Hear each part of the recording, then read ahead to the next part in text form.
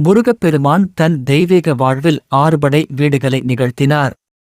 முதலாவதாக திருப்பரங்குன்றத்தில் முருகன் சூரபத்மனை வென்ற பின் அந்த இடத்தில் இந்திரனின் மகள் தெய்வானையை திருமணம் செய்து கொண்டார்.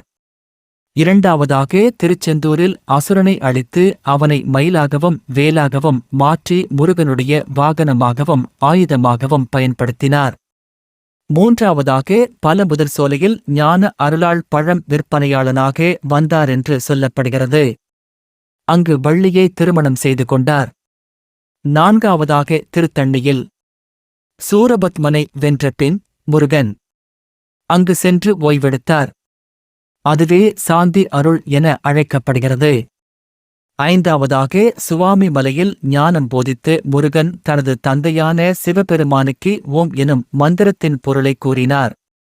ஆறாவதாக அலங்காநல்லூரில் முருகன் பக்தர்களின் அன்பிற்கு பதிலளிக்கும் அருளாளனாக திகழ்கிறார்.